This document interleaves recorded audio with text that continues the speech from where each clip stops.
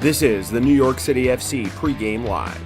Tonight, New York City FC looks to get back in the win column as they host Nashville SC. And now, here are your hosts, Glenn Crooks and Matty Lawrence.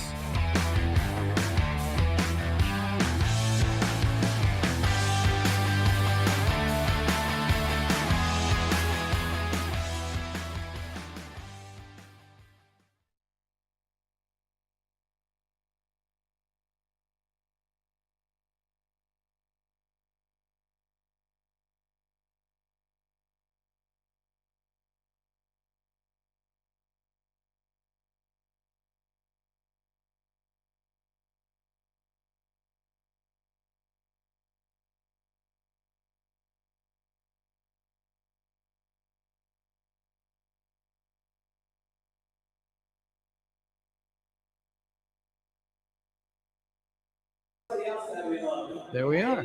Matty Lawrence here. I'm Glenn Crooks, and welcome to NYCFC Pregame Live. And it is New York City playing host to Nashville. New York City will try to get their first win ever against Nashville. They played twice in 2021, not at all in 2022 because Nashville was a Western Conference team last year, and so the two never met. And now Nashville is back in the East with the addition of St. Louis. So 2 games on the regular season schedule. And this is the second and final game of the series, Matty. Nashville winning on opening day 2-0 at Meadows Park. And now their season series will end in the middle of April. Before the season gets started. Yeah, before it starts.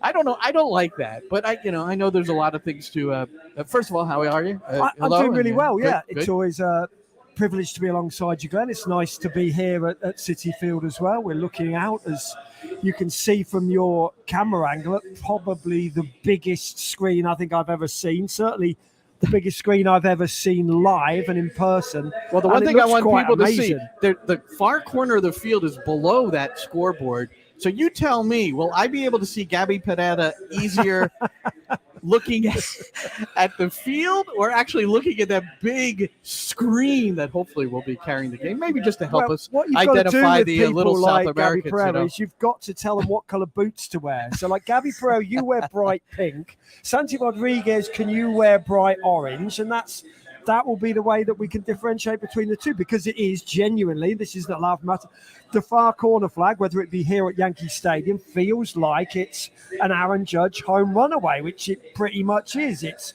320, 350 feet away. It's really hard to tell. And when you've got some small diminutive players who look very similar, also move relatively similarly as well, the way they carry the ball, it is sometimes hard to tell. Got to figure out the boots. That's what I mean. It's got to be the boots, and if they can wear some gloves of varying colors as well. I know that it's going to be getting cold for them. I'm sure this is cold for them.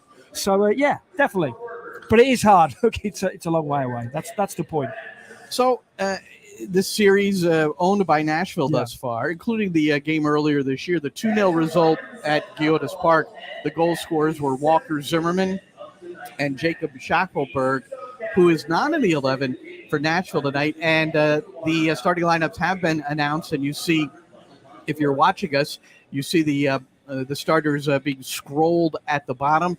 Richie Ledesma making his first start in a New York City FC uniform. It'll be his 4th appearance, 3 reserves, 22 minutes, 25 minutes, 26 minutes, and now he's being thrown into the 11 at the expense of Santi Rodriguez. So there's a rotation going on with Nick Cushing and his staff as, number one, he tries to find combinations that are going to work so that they could score more frequently, but also looking at the science of the analytics, the training load and playing load. They're being very careful with guys like Rodriguez. I think to like the layman, which I'll count myself as one right now, I think it's very difficult for me to understand why you're resting players, it seems, on week 8. It's only week 8. Who needs to rest on week 8? But you're right. People like Santi Rodriguez or James Sands came in late, came in without a pre-season per se. Even James Sands, who, yes, had a pre-season with Rangers in July, he didn't play many games in the last couple of months at Rangers, so it almost felt like he was having to get into it. And James Sands, as we know, is playing. Santi Rodriguez,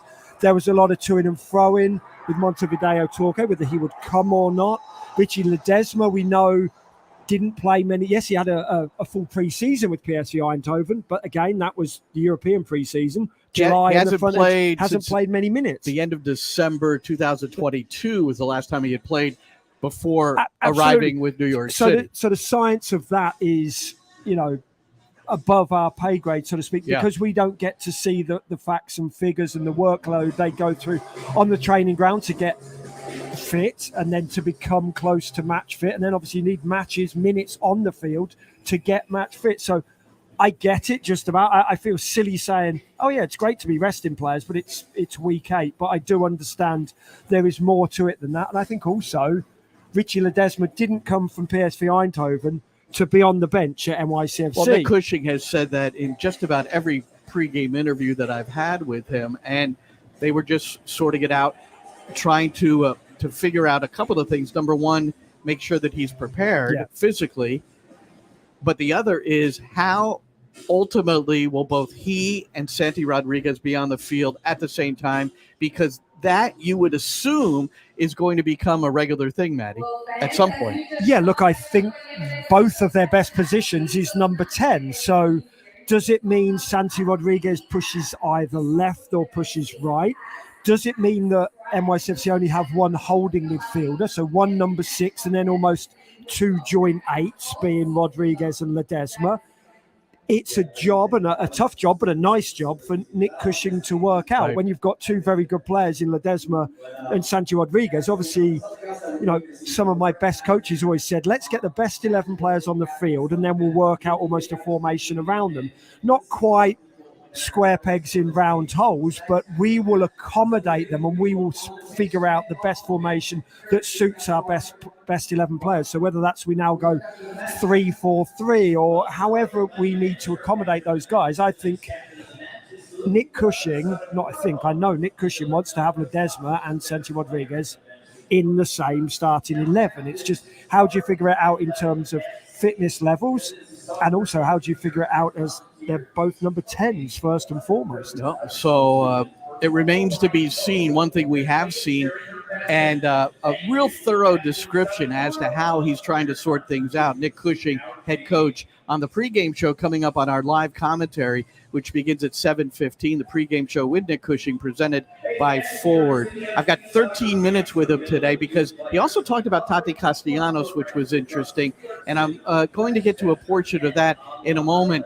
The other side, James Sands. So Sands took a tackle last week, which resulted in a red card for Franco Ibarra for Atlanta United. And Maddie, when you saw it, your initial take was there's a good chance that he has suffered a break. Yeah. And when I ran into Sands at training on Thursday, he did train on Thursday. And then when I spoke to him, he did say his initial fear after that tackle was a break. He's in the 11 tonight. He'll be ready for Mexico on Wednesday with the U.S. men's national team. And then FC Dallas on the weekend, a week from tonight.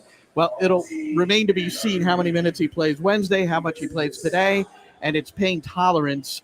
And so that's James Sands. Yeah, look, first and foremost, we know he's a tough player.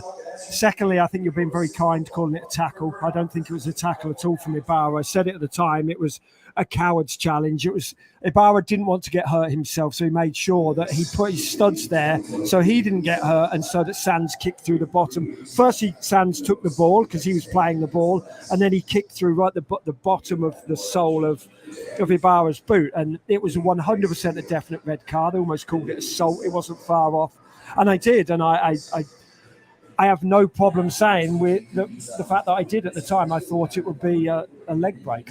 Whether it was a shattering leg break, who knew? I thought without a shadow of a doubt there would be a fracture of some sort. I'm just absolutely, I'm so glad for him as a player, for us as broadcasters, and for the fans out there that we get to see James Sands on the field today. And as you say, pain tolerance, that we know that there are pain relievers and things that will mask the pain for now, because it's not a muscle injury. So there's nothing wrong with whether it's an anesthetic injection around the area, whether it's, whatever type of pain reliever you take orally or whatever it may be, he's going to get through the game. But whether he can go the whole 90, it remains to be seen. I'm not one who likes to, see players doing something that's going to hurt them in the long run, as in taking injections and things like that. But I think any professional footballer has had an injection of some kind, cortisone, whatever it may be, at some stage during their career. You just don't want to have too many of them. Well, Wednesday, when the U.S. men's national team head coach Anthony Hudson announced the roster for the upcoming mini camp, they're just training Monday and Tuesday and then playing on Wednesday against Mexico. It's a friendly. James Sands listed. So when it came out that he was on the roster, you had to figure, well, he's got to be healthy enough to at least play there, and you would assume. And then when we saw the training on Thursday and got a chance to speak to him, also got a chance to speak with Nick Cushing. And here are his thoughts about Sands and the U.S. men's national team. Is this the sort of thing, though, that you'd have some sort of communication with the national team staff, knowing that the situation is a bit tenuous? Yeah, of course, and I'm sure the clubs are as well. I'm sure all those clubs with players where, I'll take, for example, Miles Robinson. He played in the last international camp. I don't know what the situation is, but coming off of a long-term injury last season, I'm sure they're having regular communication with the US national team. We are. Keaton Parks played half a season in 2021 and half a season in 2022. If he was to be selected, of course we would, made the preliminary. If he was to be selected to the roster, we'd have had those conversations. So whether it's a previous injury history or this short-term thing with James, we're having those conversations, and we fully trust US men's national team because they have an incredible staff. We've had this situation before, and I think when you have such a collaborative work with the national team and the league, these problems are easily managed and easily solved. So you would have no issue with him playing Wednesday if that comes up? No, and I think ultimately, of course you have to think of the reality of the situation, but, if we go through the actual situation of James Sands, goes to Rangers, doesn't play, comes back, misses out on the national team for the World Cup after being exposed to... You think I'm going to be the guy to say you can't go and play in your first call-up? This is never... the reality is we want our players to achieve. We want them to grow, and we want them to achieve for us and for them personally. And whether it's, a guy winning an MVP or a Golden Boot or a guy getting recognition. Look at Cayenne's with the run that he had with Peru. James is no different. We really invest in our guys as people. And if he goes and plays national team and has a good game, for us, we'd be really, really pleased for him. So a rather long clip, but a lot in there from Nick Cushing, in particular, where he said, I'm not going to be the one that keeps him from playing with the U.S. men. Yeah, look, I like the honesty of that. Just the fact that, firstly, yes, there's no way in hell that you're going to be the person who, when James Sands has worked very hard and then waited a long time to get back in there, that you're going to be the one going, don't forget, you've got a bruise on your shin, and we've got FC Dallas coming up. You're not going. Right. As though you're going to do that. I know managers around the world do that. I know in a way it's a meaningless friendly, but whenever the US plays Mexico, it's not meaningless. Correct. And whenever a player, James Sands in this case, has the ability to highlight his skills to the new manager of the US men's national team, I know it's only interim coach, but it's still everybody else will be watching on as well. You can't hold a player back, as Nick Cushing so rightly said. You want your players to thrive for NYCFC and then on the bigger scene as well, whether that's CONCACAF Champions League, whether that's the Gold Cup with the US, whether it's World Cup qualifiers and then the World Cup qualifiers, for Peru with Alex Carlens, whatever that may be. It's very, very hard to stand in a player's way, especially when, and I don't want to be too detrimental to MLS. MLS isn't quite, and there isn't the level of games. It's not stopping a Man City player from playing against, say, for England in a friendly against Scotland when they've got Man City, Liverpool coming up, and then Man City against Bayern Munich in the Champions League coming up. And I know that sounds disparaging, and maybe it is a little bit, but I think we all realise the realities of MLS where it is right now. I know it wants to get to, but it is a lot easier, I think, for managers in MLS to step aside and let their players either travel around the world to play for their national teams, or whether it's in a, as they say, quote unquote, meaningless friendly, which it will be on Wednesday against Mexico. However, bigger game it is when the US plays Mexico, it still doesn't mean anything per se. So that's coming up Wednesday, and Maddie mentioned that it's FC Dallas on Saturday. Taking a step back for a moment, and last weekend, New York City with the 1-1 draw against Atlanta United. Nashville, they had a 0-0 draw at home against Toronto FC. But in La Liga, Girona, with Tati Castellanos, with Alexander Collins, Castellanos on loan, were playing at Barcelona. It ended a 0-0 draw, but there was this moment. Let's take a look again, Maddie.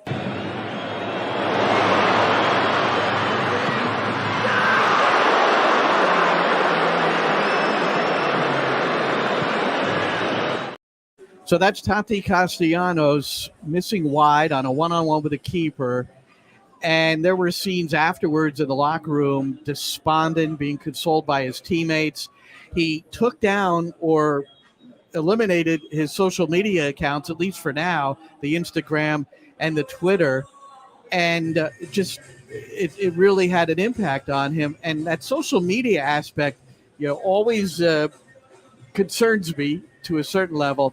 But the Girona fans, in the 9th minute of the game tomorrow against Elche, they are going to have a 60-second ovation.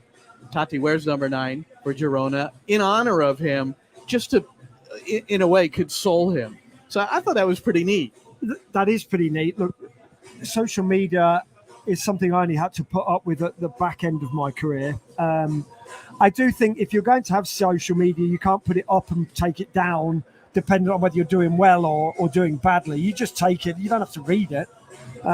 Whenever, as I say, it was the back end of my career and we had Twitter. And if you had a bad game, you knew that you were going to get a bunch of things being very disparaging, being very hurtful. If you read them and believed them and gave a crap about them, let's be honest, I think you either have it or you don't. And just because something goes badly, don't take it down. Just deal with it. You don't have to read it. You can just scroll to the bottom and start a new day.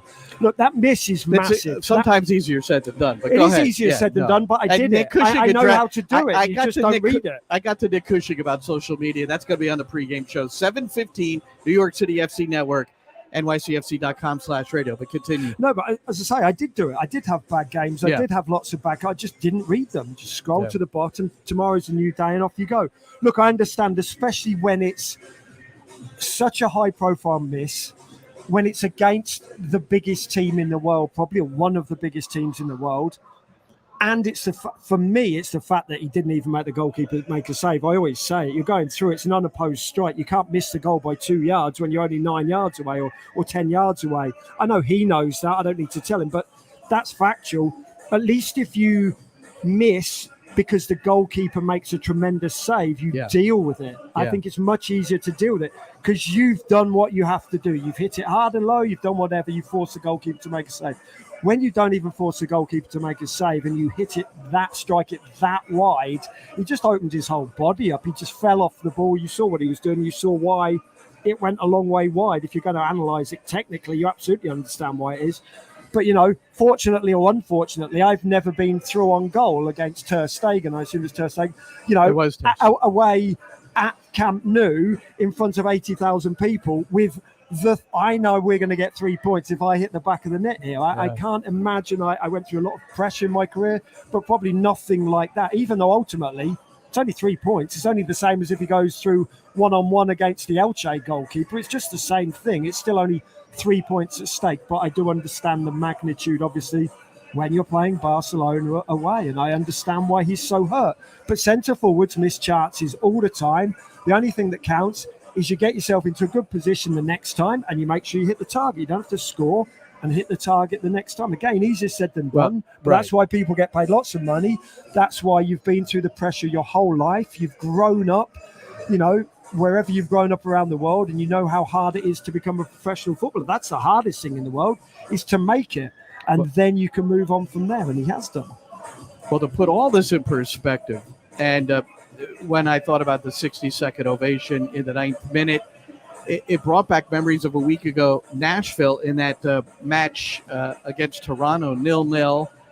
And in the 6th minute, the supporters of Nashville had 6 minutes of silence. I just want to show you this tweet from the back line. That's their supporters group. And it named the 6 people that were massacred: 3 young children, 3 adults at the Covenant School in Nashville. And just a remarkable scene. And this is what it looked like, Maddie.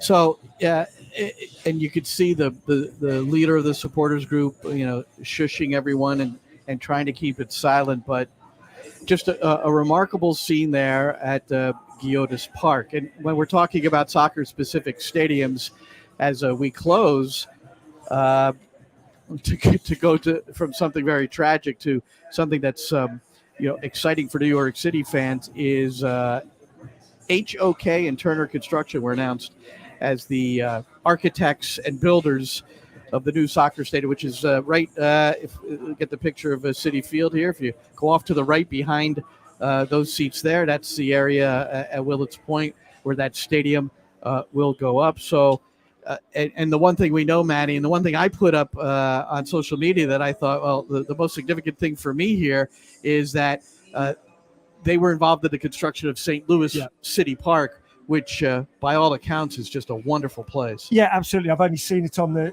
TV. I can't wait to go there and see it in person. But having looked very quickly this morning at the 2 companies, the architectural firm and also then the construction firm, we know, and I know from reading into them, that they've been involved in a number of high-profile buildings, whether they be sporting or whether they be otherwise.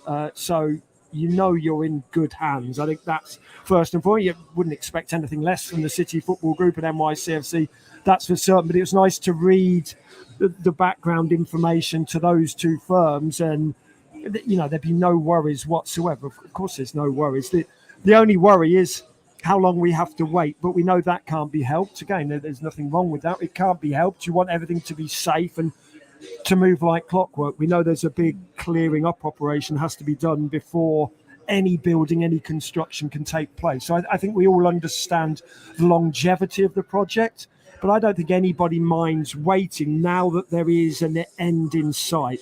Now that there is something permanent almost, it feels like there is something permanent and physical that we can look at and almost touch. We can walk out there and touch where the stadium is going to be. I think that's sort of like that score. I think it'd have a scoreboard as large as that one that we're looking at. Well, that's bigger than the Yankee Stadium field, that scoreboard, I think. It does have the right shape. It does. The rectangle. Yeah, it's nice. It is monumental. I don't think that our pictures do it quite justice. Probably how not big quite, it is. but it's phenomenal though, and I think it feels like it's life size. And look, the graphics as well. I know nothing about technology, but the pixels, whatever it may be, the technology behind it is quite phenomenal. Well, there's Thiago Martins. If you could see it close enough. Being featured as New York City is warming up. And we've got to depart because we've got a game to broadcast, our live commentary, the New York City FC network, also the NYCFC app, TuneIn app. And today, as this is a home game at Citi Field, if you're watching the game on Apple TV, please go to the drop-down feature where you can get the English hometown commentary. That'll be Maddie and myself. To bring you New York City FC at home against Nashville SC. New York City trying to win their first ever match, and this is the 4th meeting in the 4th different venue for the 4 matches in this series. Maddie, look forward to it. Very much so. Cannot wait. And let's hope, as you say, let's hope for a first win for NYCFC. I know it's only a few games into the meetings, but still, you want to get that first win under your belt. And only 2 players have scored against Nashville this year. 2 players. Gustavo Bo and who's the other one? I'm forgetting. I can't think One other. Who else did it? Oh, no, I know. It's Brendan Vasquez. Vasquez, yeah. Another guy going to the U.S. men's national Yep. team on Wednesday. So, two top goal scorers for sure. But that's it. So let's see if New York City, Gabe Siegel, will he get his first MLS at New York City FC goal? They may need it. Thanks for joining us, everybody. 7:15 Eastern pregame show on the New York City FC Network. Nick Cushing, presented by Ford. Enjoy it.